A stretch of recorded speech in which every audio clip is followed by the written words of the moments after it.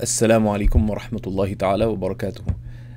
A very good question has been asked about the verse in Surat al-Furqan, verse number 74, in which Allah Most High describes as amongst the qualities of the believers is that they say, Rabbana hablana min azwajina wa dhurriyyatina qurrata yunin waj'alna lil-muttaqina imama. O Lord, grant us in our spouses and in our offspring a joy for our eyes, and make us of the foremost of the people of mindfulness. وَجْعَلْنَا لِلْمُتَّقِينَ imama. Make us the foremost of the people of righteousness, meaning make us imams of the people of taqwa. So what does that refer to? And specifically, one of the aspects of the question was that doesn't this imply that in some way you want to be better than others? And does that not imply that you're seeking leadership? So let's just look at this supplication. This is a highly praiseworthy supplication that we've been encouraged to recite regularly. Because in the closing verses of Surat al-Furqan, from verse 63 onwards, Allah Most High describes the qualities of the servants of the All-Merciful. وَعِبَادُ الرَّحْمَنِ. Right? And these are beautiful, beautiful verses that really one should review periodically to look at whether one lives up to the standards and the qualities of those who are true servants of the All-Merciful, of Allah Most High. And Allah subhanahu wa ta'ala refers himself in the context of the people with these qualities as the All-Merciful. That if you want to attain Allah's encompassing mercy, right, then be this way. وَعِبَادُ الرَّحْمَنِ الَّذِينَ يَمْشُونَ عَلَى الْأَرْضِ هَوْنًا. The servants of the All-Merciful are those who tread lightly on earth. Right? And the beautiful qualities are mentioned regarding them. One of these qualities is that وَالَّذِينَ يَقُولُونَ, and they're those who say. And the dua is mentioned. And it's come in the present continual, in the mudari'. وَالَّذِينَ يَقُولُونَ, and those who say, meaning this is of their regular supplications. And looking at prophetic teachings as well, it would be understood that this is a dua that would be good for you to recite daily. If you can recite it with every prayer, it is good. So it says, وَالَّذِينَ يَقُولُونَ رَبَّنَا هَبْ لَنَا مِنْ أَزْوَاجِنَا وَذُرِّيَّاتِنَا قُرَّةَ أَعْيُنٍ. O Lord, gift us from our spouses and our offspring a joy for our eyes. So here, what is a joy for one's eyes? It is the deepest joy. It is that which when you see it, your entirety is filled with happiness and contentment. Right? Grant us. Right? So you see that the good in life is that which comes to you from Allah Most High. Right? Hablana. And a hiba is a gift, right? So that it is gifted. You did not deserve it. You ask for it from Allah's generosity. Right? Gift us. You put it in the plural because none of you believes until they wish for others of the good that they wish for themselves. And this is one of the adab of asking, that if you want a good for yourself, ask it for everyone. Right? Because you're asking from the most merciful. Rabbana hablana, O Lord, gift us. And make it as vast as your resolve can encompass. Grant everyone. In our spouses, whether husband or wife, and our offspring, dhurriyyatina, and your offspring are all those who come forth from you until the end of time. It's not just my children, because the believer seeks lasting good. Anything worth seeking is worth preserving. Because we follow the way of Sayyidina Ibrahim. La uhibbul afilin. I do not love those things that perish. Right?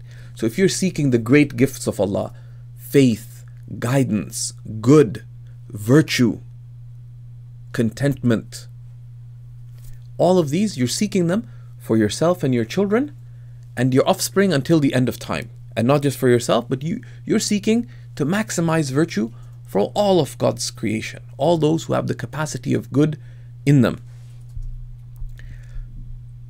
qurrata, رَبَّنَا هَبْ لَنَا مِنْ أَزْوَاجِنَا وَذُرِّيَّاتِنَا قُرَّةَ أَعْيُنٍ. In a manner that will be a joy for our eyes. And lasting joy, of course, is the joy of the hereafter. Right? Because sometimes the believer, they look in limited ways, right? They think that the shawarma sandwich will make them happy. It won't. It's fleeting. What will be lasting is a joy that is everlasting. قُرَّةَ وَجْعَلْنَا لِلْمُتَّقِينَ imama, and make us for the mindful imams. But what does that mean? What are we seeking for ourselves? Complete joy, right? Complete joy, complete contentment. But how is complete contentment attained? Complete contentment is attained by being in a state that makes your Lord content with you. So, وَجْعَلْنَا لِلْمُتَّقِينَ imama, make us imams of the people of taqwa. Who is an imam? An imam is not a leader, right? Being a leader is the consequence of being an imam. An imam, properly understood, al-imamu huwa man yasluhu lil-iqtida'i bihi lima yastajma'u fihi min mahasin al-awsaf. An imam is someone worthy of taking as an exemplar because of what they encompass of praiseworthy qualities. That's an imam. An imam is someone worthy of taking as an example, thereby following them, because of what they gather of praiseworthy qualities. Someone could be an imam in a particular matter, or someone could be an imam in a broader sense. Right? But an imam is someone worthy of following because of what they have of praiseworthy qualities. So you're asking to be an exemplar amongst the people of taqwa. Right? So the people of taqwa, who are they? They're the most virtuous and honored of Allah's servants.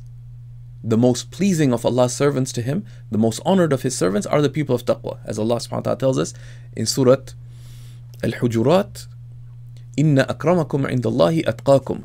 Truly the most honored of you in the sight of Allah are those of greatest mindfulness, of greatest taqwa. So those are the most honored servants. So you're seeking, because you're seeking true contentment. What is true contentment? Is to be truly pleasing to Allah subhanahu wa ta'ala. You will find happiness and pleasure in life when you are truly pleasing to Allah, truly beloved to Allah.